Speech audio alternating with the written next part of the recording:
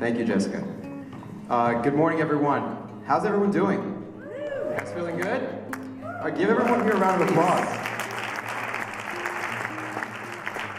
So this is something which is very close to me, and I will say that the vision that was instilled in me about the world, a large part of it did come from my learning experience through Model United Nations. And from all that I did, whether it's as a delegate or as a director, you really begin to delve deeper to understand why this world is as it is and how to overcome the challenges that we see each day. But I wanted to give you a little perspective, because I feel that, unfortunately, one of the things that we often do when we come to these conferences as delegates is we begin to look at the world in a way that is all about one or two or three issues. And you begin to understand when you start to lead out there in the real world that it's much more complex. So I want to mention the word leadership, all right, and what leadership really means. Leadership, the word lead, if you will, comes from a Proto-Germanic word, lauden, which means to guide. However, when we think of the word guide, there's more to it than just convincing the other person of our perspective. There's a listening process that comes with that as well. Guidance means to essentially take people along with us on a vision, on a path, on a course, to something better than what we have today. And that requires what? It requires our sense of ability to reason with others, to respect and honor other perspectives, to see within ourselves faults, and perhaps learn from others from their advantages, and vice versa as well. So guiding another person is not a process which means shoving and pushing and forcing them along, but rather using a sense of diplomacy to help them understand that this is the best way forward. And so that's what leadership truly means. Leadership is not what we see today in the world politics. Leadership in reality is something much more complex. And I would beckon all of you to be wary of something called groupthink. All right? Is anyone who knows what the groupthink is? Who knows what groupthink is? Raise your hand. Only 1, 2, 3, 4. Okay, I know what the advisors do. I know that for a fact. Anyone else? So 4 or 5 people. Well, what does it sound like? You can call out. I'm an interactive speaker. Thinking in a group, I love it. All right, yes. It's more than just thinking in a group. Groupthink is the idea that when you are thinking, you're thinking because others are thinking in such a way. So rather than, for example, thinking critically and thinking as an individual and understanding issues once you step back and look at them with a broader vantage point, you're thinking a certain way because the person next to you thinks that way. How many of you are sitting next to a friend? Everyone. Almost everyone. And some of the thoughts that process through your mind at times can be because your friend thinks a certain way. So you begin to reflect that thinking into your own. And you begin to say, oh, well, that must be the way that I should be thinking. And it gets even worse when 5 of your friends think a certain way, or 10 of your friends think a certain way. All of a sudden, you've fallen into something called groupthink, which means that the thoughts that you could have had, which hopefully were always positive ones anyway, you know, now they've transformed into what. And that's a challenge that we have in our world when we look across the world and we look at different countries, including here in our own. One of the challenges is that we're not willing sometimes to step back and look at the world in a critical way, in a way that scrutinizes the positives and the negatives, but also the positives, that learns about different countries deeper and beyond what CNN, Fox, and MSNBC have. And one of the things that I've done a good amount of is traveling. And I'm fortunate at my age that I've been to over 30 countries. I've worked with the State Department in different capacities. I've worked with, as mentioned in my bio, the BMW Foundation and others in just working with young leaders across the world. And one thing that I've found in many places that I've gone is that we are not so different. We are not so different. And that might sound cliche. That might sound like something we all hear, you know, the kumbaya, that everyone is really the same. No, there are differences, absolutely, between people, between cultures, between traditions, between religions. There are absolutely differences. However, fundamentally, we are not so different. We are more alike than we are separated. I'll give a perfect example. When I was in Thailand last year, one of the most beautiful countries I've ever visited. Everyone knows what pad thai is. But that's the limitation that many times we have about these countries. So when I arrived in Thailand, you know, I went there with an open slate, an open mind. And I rented a motorcycle, all right? Not recommending this to anyone because the parents will kill me. I rented a motorcycle and I rode through the mountains in Thailand. Beautiful country. And unfortunately, I had a motorcycle accident because, well, in other countries sometimes the rules of the road are not always followed. Some of you who might have heritage in other countries might know that. And so the reality was that somebody decided to come around the mountain on a curve and come into my lane, and I went flying off my motorcycle to try to save my own life. So hard was my fall that my helmet fell off, and the bike went skidding down. It was a rental, and I was most worried about that. So, fact was, I get up and I'm bleeding, and it was bad. It was injured. Thankfully, I'm fully recovered. The truck that ran me off the road didn't stop, but someone else behind them did stop, and thankfully they spoke English very well. And you know what? I went ahead and I asked them first and foremost, excuse me, do you know how I can get back to return my bike? Because I need to return this bike. I was delirious, I was just injured and I had this adrenaline rush. And she goes, sir, you're bleeding. And I was like, it's okay. All right, can you give me a place where I can get a Band-Aid? I was so out of it. I didn't realize how injured I was. She's like, you need more than a Band-Aid. And I was like, no, I really just need a Band-Aid. Just tell me where I can get a Band-Aid. And she's like, okay. Well, there's a village up the mountain on the left-hand side. If you ride up a little bit more, I can take you. I was like, no, I need to take my bike with me. So she was like, okay, go up the mountain on the left. So I went up this mountain and I got on my bike. And when you have this adrenaline rush, you're really not in, I don't know if you ever felt that way. If you have like a sports injury or something, in the beginning you don't really realize how much pain is about to hit you. So I ride up the mountain, I ride into the village, and I found a pharmacy. She had directed me to this pharmacy. And I went up to the guy and I was like, showing him my injuries and, I need something like to wrap it or whatever. And he goes like this, he's like, no, like he didn't speak English, but he's shoving me away. He's like kind of telling me he's pointing me down the road. So I thought he was being rude. So it turns out this man was being very gracious. He was pointing me towards a hospital. Now when I say hospital, I'm talking about rural Thailand. I'm talking about a room. Okay, it is not like JFK Medical Center or Robert Wood Johnson, okay? And it's a 2-room hospital that's open to the air. And I arrive at this hospital, and I stagger into the hospital. And remind you, along this whole journey, no one really spoke English beyond this woman who had stopped in her car. Thankfully, she was like a guardian angel. But I arrived inside, and I literally, at this point, the pain started to hit me. I showed him my wounds. This man, I don't even know his name. But he brought me to the bed, and he laid me down. And he immediately took these, closed, gauze pads and the cleanser, etc., the antibiotic. He pretty much just cleaned up my wounds, and I fell asleep. And when I woke up, it was about 2 hours later, and I was completely bandaged. I was completely clean. I was sleeping. I had a blanket over now and then and checked on me. They fed me. They took care of me. And when I finished and I got up and I began to, I was like, I really need to get going. The sunset's coming. I'm up on a mountain in the middle of nowhere. I turned to them and I offered them something. I offered them some money, because I figured I need to pay for my hospital stay. He said no. He went like this. He said no. And he did speak a little bit of English, enough to say, welcome to Thailand. And I realized something. They spent, and I took a really awesome selfie with him and his assistant. But the truth is, I was like, I'm in a foreign country.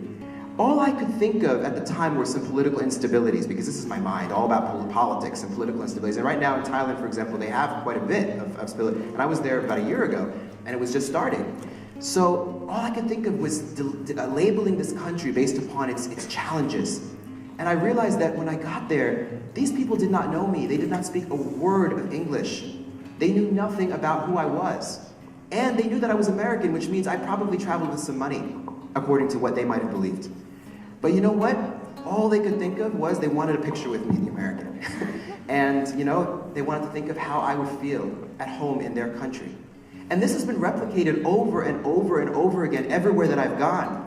When I was in Morocco, a man closed his entire shop down when he found out that I was a visitor in a small village in Morocco. And he took me around for the entire day. And all I could think of in the back of my mind was, oh, he just wants money. He just wants money. At the end of the day, that's what he's going to ask for, I know it. But you know what? He was amazing, so I didn't mind. And he took me from place to place to place in the village, restaurants, shops, you name it. He has no idea who I am. But I was a visitor in his home village, and he was so excited to see that somebody had come from across the world to visit his village. And at the end of the day, again, I offered him something, and he said, you're my guest. You're my guest. Don't insult me, you're my guest. When I was in the Netherlands, I lost my wallet. True stories. I lost my wallet in the middle of nowhere, Kinderdijk, which is one of the last remaining Dutch villages with those famous windmills that everyone knows about. Yeah, by the way, the Netherlands is beyond windmills and other things in Amsterdam, which we won't talk about. So the truth be told, that when I got to Kinderdijk, I lost my wallet in Paris that night. I had to be in Paris that night.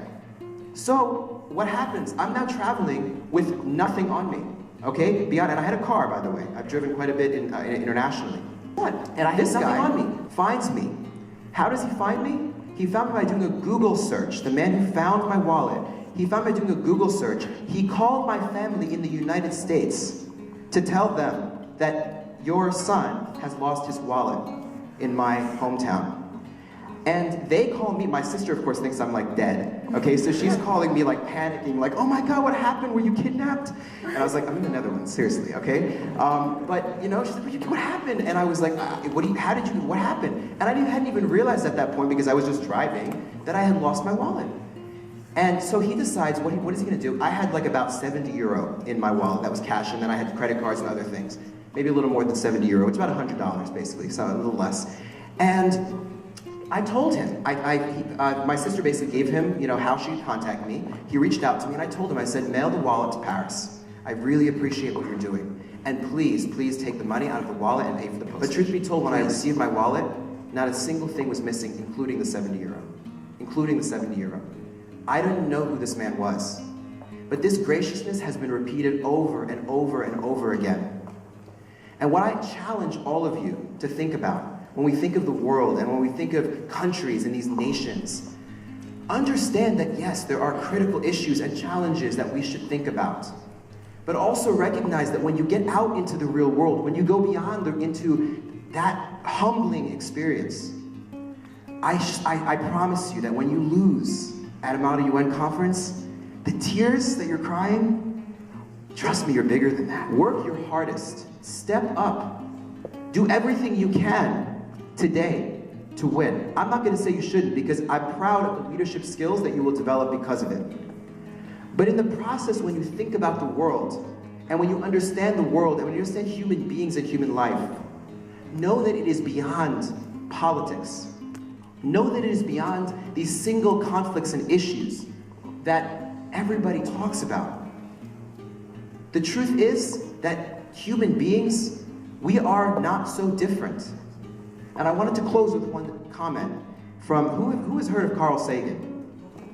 I love it, amazing. So a lot of people, he was an astrophysicist, very, very, very well known. He's passed, quite some time. So in 1990, Voyager basically went out, I believe it was to Saturn, and turned around and took a picture of the Earth.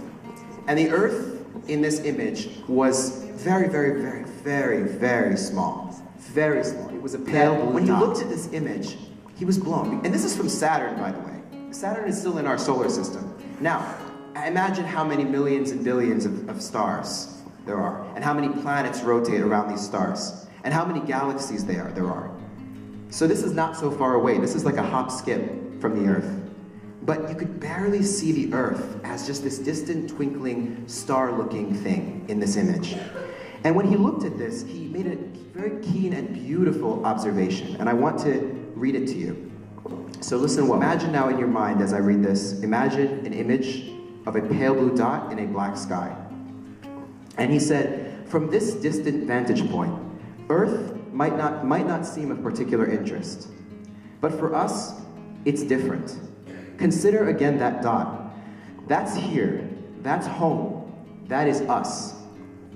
On it, everyone you love, everyone you know, everyone you have ever heard of, every human being who ever was, lived out their lives. The aggregate of our joy and suffering.